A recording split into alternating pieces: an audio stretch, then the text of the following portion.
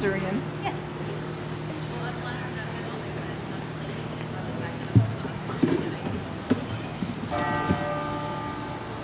My name is Joan Bray, and I'm sad to have to be here today.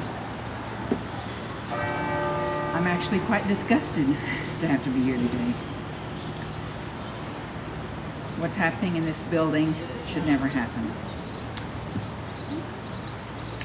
This vote should not have been taken with the outcome of endangering and harming thousands and thousands of women's lives and the lives of families who will be affected by these terrible, terrible decisions.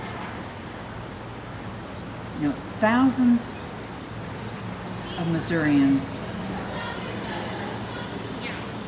impressed upon these legislators what harm this bill would cause. They made phone calls. They visited with them. They pleaded with them. They gave them facts. They gave them personal stories. They told them of circumstances to implore upon them that they should not require women to wait 72 hours before they took their constitutional right to have an abortion. These legislators did not listen. I served 18 years in this building, 10 years in the House and 8 years in the Senate. So I know a little bit about what goes on in those hallowed halls and chambers. And I know that an effort like the one that was made here in the past weeks and months against this bill was extraordinary. The passion and the belief and the understanding behind this bill and what this bill would mean in the lives of Missourians. People understood that and made an incredible effort to try to get the legislators to understand it. Those kinds of efforts are not ordinary. That kind of mobilization about what a piece of legislation means, that's not ordinary. That is extraordinary. And the effort made here and the fact that all of those messages, all of those pleadings, all of those facts fell on deaf ears. And this legislature feels that they have to, for reasons that I don't understand. I know what they are, but I don't understand it. It's just an outrage for Missourians, for women, for families, and for Americans that this kind of disregard of the most personal, private, no one else should care about what I and my family decide about our reproductive activities. No one should care what I do. I don't have any business in their business, and they don't have any business in my business. But the fact that these legislators want to intrude on those personal decisions and require that women wait 72 hours is insulting and harmful. The government intrusion into this personal decision is what is most appalling. The fact that those pointy-head bureaucrats, starting with the tone-deaf legislators, would be meddling in personal decisions, medical decisions, religious decisions is absolutely outrageous, un-American. I can't think of enough negative words to say about what it is. But the government meddling, getting into the most private decisions that people have to make, it's just unexcusable. So for Missourians in this legislature to be welcoming into our bedrooms, our doctor's offices, our private conversations, requirements that prevent women from doing what they know to be best for them, this should never happen in the Democratic Party. 72 hours will cause women real harm, especially women in Missouri who don't live adjacent to a clinic where they could get their abortion in a safe and medically up-to-date environment. There is one abortion clinic in Missouri. It's on the eastern side of the state, as far east on the side of the state as you can get.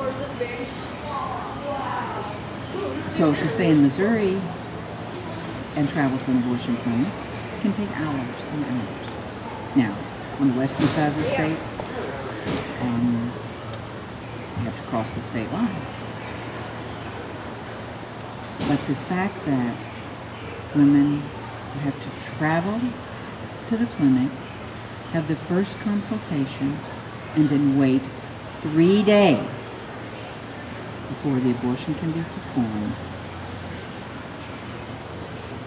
is psychologically harmful. It's like torture. It's physically harmful. It can be economically harmful. Because it ends up, a woman has to virtually take, could be 5 days to have an abortion in Missouri. It's outrageous. The harm that it will cause is just uncalculable. When the Supreme Court of the United States has ruled that abortions are legal. And now, Missouri sees fit to try to make it as difficult as possible. Missouri has almost every restriction anyone ever thought of, and this is one of the cruelest. The cruelty of requiring a woman to wait 3 days, long after the decision is made, long after the woman understands and is comfortable in her own skin with what she has to do for her health, her family's health, her well-being. And yet, these folks in this building think that's not good enough. She needs to sit around and wait. And the resources required to do that, not everybody has access to them. And so, especially the poor women of Missouri are going to be affected by this. I come from an urban area. I come from an area where there is an abortion clinic. The 176,000 people that I represented in the Senate, they and their families could make these decisions, and it wouldn't be as oppressive as all the women who live in rural areas and have to travel to get their medical care. Often just to go to a doctor about a case of the flu is a big deal. But to have to get to an abortion clinic and then wait and wait and wait. I think one of the most offensive things about all of this is these implications They don't say it directly, but it's clearly in their thinking and their behavior and their actions that, women are just so stupid. But even after they've seen the doctor, they need to sit around for 3 days and make sure this is the right decision. Women are just so stupid. Their heads are so empty. And maybe after they see the doctor, they'll think about this a little bit more. That's not what happens. Women know the decision they've made and have a comfort level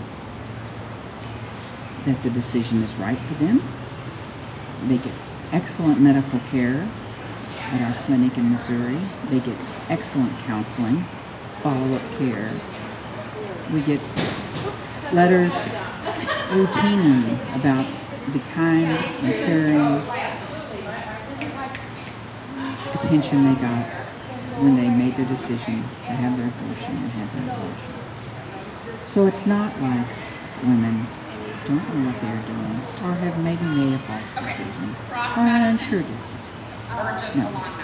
This is pure meanness, pure disregard of women's power and intellect to make the right decisions for themselves.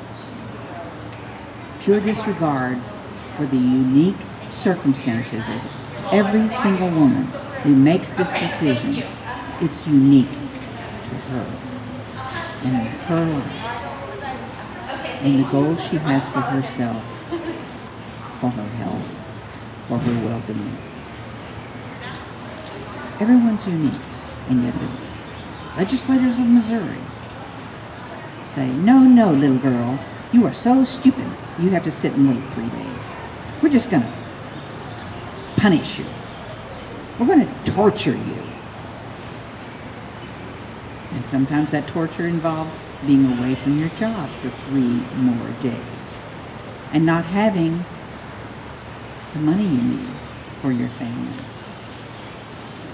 because you lose 3 days of pay. So that the incredible disregard and disrespect and disparaging of women's decision making is unbelievable. So those thousands and thousands of Missourians who contacted their legislators are not done yet. They get to do it again. We will urge Governor Nixon to veto this cruel, intrusive bill. This has no business in Missouri. We will have just as an active campaign to urge the governor to use his veto pen, get rid of this disgusting, outrageous law. We will. That will be a campaign. It begins today.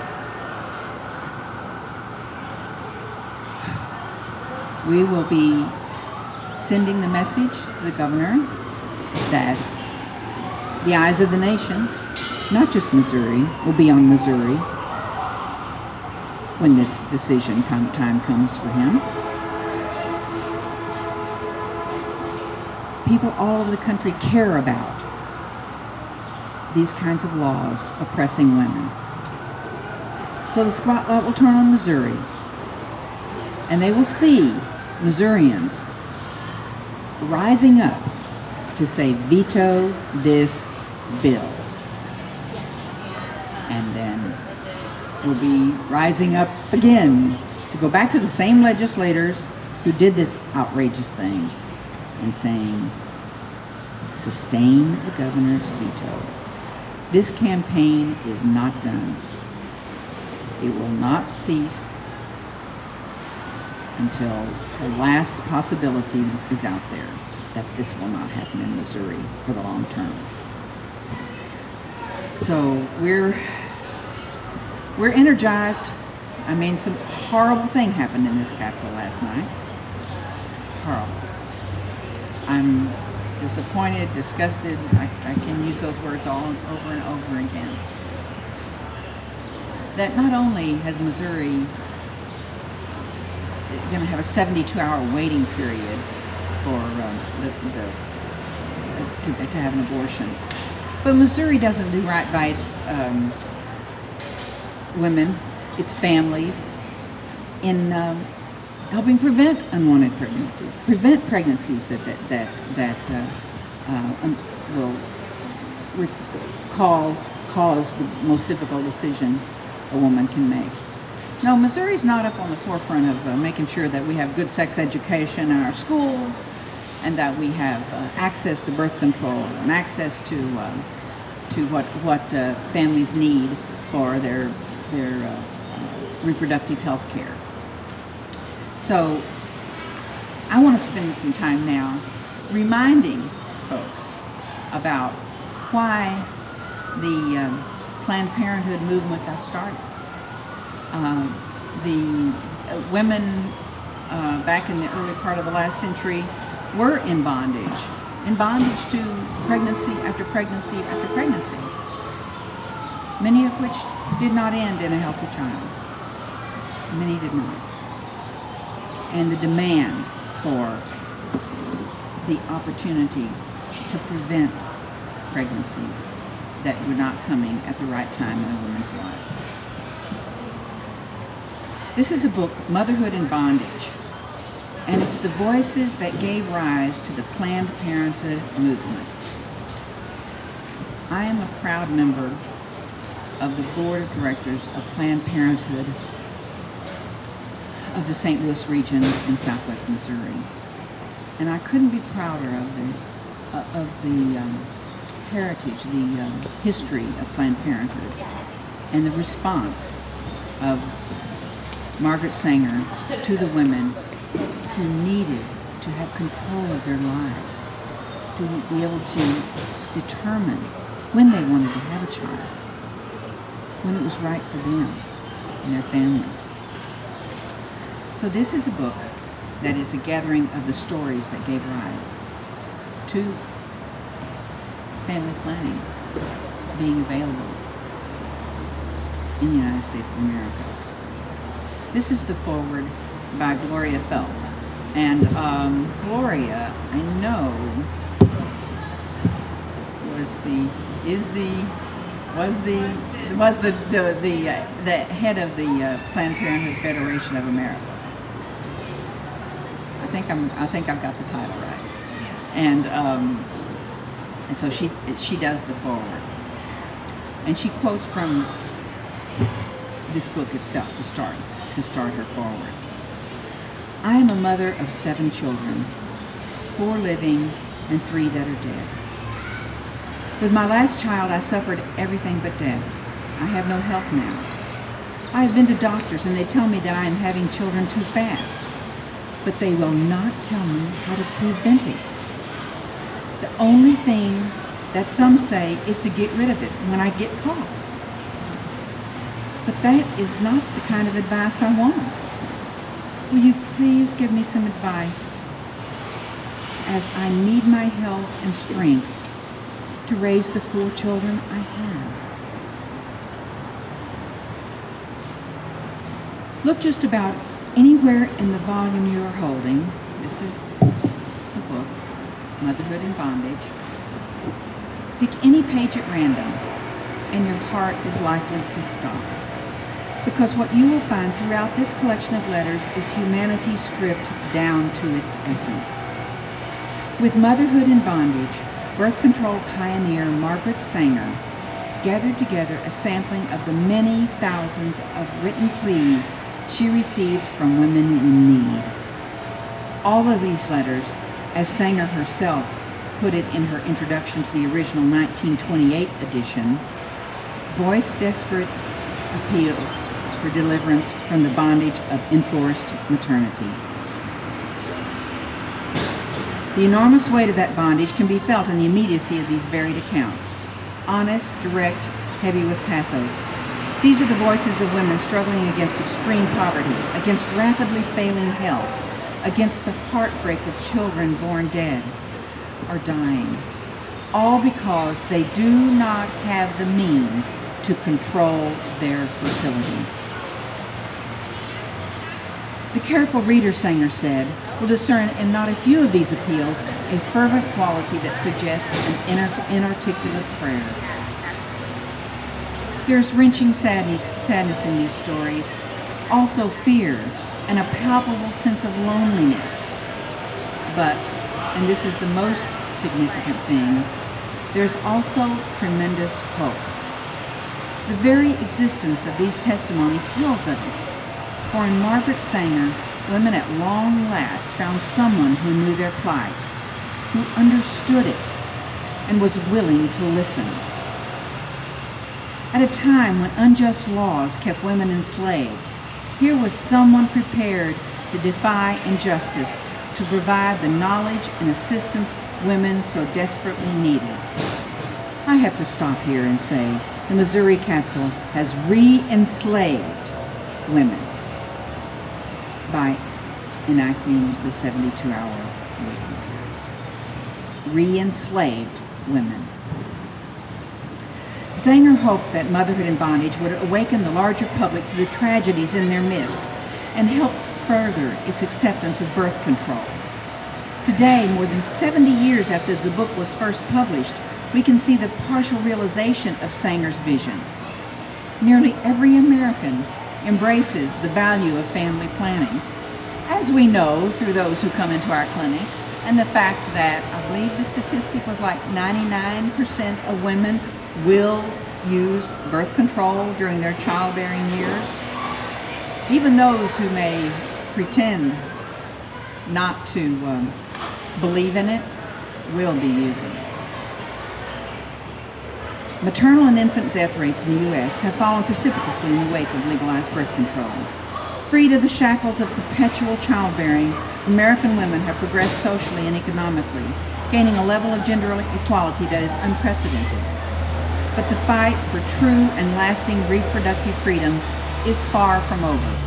And you know that here in Missouri today, lending continued relevance and purpose to motherhood in bondage. Indeed, the experience herein could just as easily be written today by women in Bangladesh, or Ireland, or Chile, or Ghana, or Yugoslavia, or inner city USA, or rural Missouri. Here in the U.S. and around the world, extremists are working to restrict access to reproductive health care and information. Almost half of all pregnancies in this country are unintended. Among teenagers, the figure rises to 80%. And the consequences continue to wreak havoc upon the lives of women and their families. Ignorance, fear, and despair are still with us. But hope is even greater. It's hard to see that today. As we begin the new century, this was written a few years ago, we have the benefit of new reproductive health technologies, new and faster modes of communication, greater potential to educate, and a resurgence of our grassroots power. More importantly, we have the benefit of Margaret Sanger's legacy of freedom.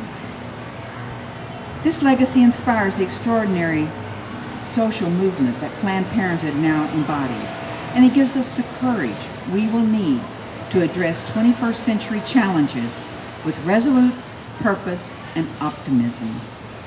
In another of the enclosed letters, a mother of 7 writes, "I hope the day will come soon when women can have the say if they be mothers or not."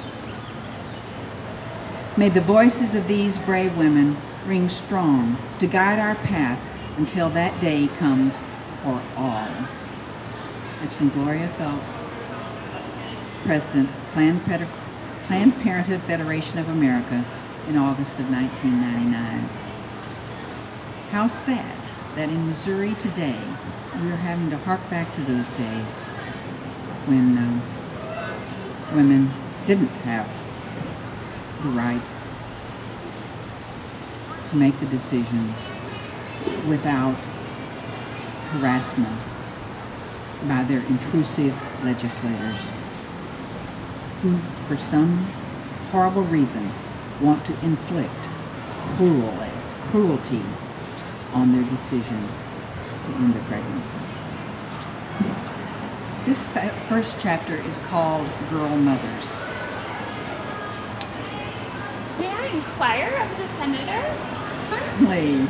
Yield? I yield. Before you get started on your Yeah, certainly. Certainly. So hi everybody, I'm Mebby. I'm a member of Women's Voices Raised for Social Justice, and I wanted to join the esteemed senator in this women's filibuster to show really everyone who's watching now, looks like it's around the world, but across the country, what it looks like a little bit in Missouri when we're able to continue the filibuster as we are and make women's voices heard. Senator Bray is known as one of the best debaters in the Missouri Senate in history, and I've been watching the Missouri Senate for a long time. And do you know that your nickname, Senator, among some circles was Senator Comfy Shoes? I remember that. Maybe you want to talk a little bit about why you were saying that. Well, when it would come the time of the year when we were going to have yet another anti-woman healthcare bill shoved down our throats by a insensitive, mean majority. It would be that time of the year when we'd be going into the chamber and the bill would be coming up, and my intent was to do everything I could to not let it pass, and that would mean a filibuster, and I would take my comfy shoes to the chamber for whenever it came up. I had them under my desk so I could slip them on and be able to stand for however long it was necessary. And I made that remark one day, and I think in debate or something. It was noticed, yes, and I'll notice for those of you who can't see, Senator Bray is indeed wearing some comfy shoes today, so I'm glad you got the guard back out. Yeah, they weren't far away. So, some of the points you made when you would have those debates and have those filibusters really stuck with me. Really, I thought, made the point about how here we were, agents of the government, senators, elected officials responsible for shaping the budget, shaping the agenda, and here, very often, a dominant group of male legislators would spend maybe this amount of time on education or this amount of time on the budget and then this amount of time on bills that are attacking women's health. And so I thought you always did a really good job of trying to bring the perspective of women inside the building. And here we are today now bringing it outside the building. And we've got a couple audiences for this message right now. The bill is going that would triple the mandatory delay, be especially cruel to women facing terrible situations when they're wanted pregnancy. That bill is going to the House today, so we're speaking to the members of the House. And then, unfortunately, we anticipate that passing. They've already passed one version of it.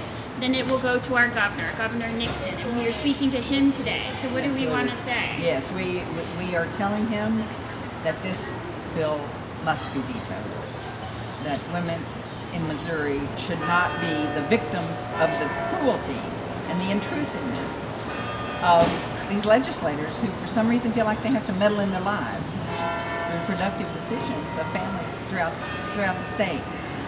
One thing you mentioned is that many women have wanted pregnancies that unfortunately may end with the necessity of an abortion. And if you just think about those women who already have heartbreak that their pregnancy cannot come to term, are being made by these guys to sit 3 days after they go ready for their decision. They made their decision and they want to get past it. These guys say, no, you have to sit around 3 days and continue to think about the heartbreak in your life. I can't fathom that. And that was brought up in an amendment. Let's exclude rape and incest. And that amendment was overwhelmingly voted down. And I cannot get in the mind of people who would be so cruel, so mean, so judgmental. I don't get it. I think, of course, I think it's everybody's private decision, whatever the circumstance is. This should not be happening, but that's particularly egregious.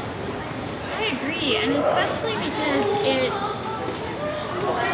turns a blind eye, and it turns their back to women's ability to make decisions under a number of circumstances. As you mentioned, those tragic circumstances, and we've heard from previous speakers, and we'll hear from more during this women's filibuster, about all the thinking that goes into a decision when you're faced with a pregnancy that's gone on, all the appointments, the geneticists, the specialists, the several ultrasounds that you are constantly doing your research and trying to figure out what to do. A lot of decision making goes into that. But also, I was just remembering one time, for those of us who were able to have successful pregnancies, that notion that women just don't think very much about our reproductive lives, or we don't give a lot of thought to our pregnancies. I remember being, 8 months pregnant, sitting in the gallery watching yet another Senate filibuster on a reproductive health issue, and I was sitting next to Senator Bray, was a House member, and we were watching the debate in the gallery with me. And I don't know if you remember, you said that this device has stuck with me always.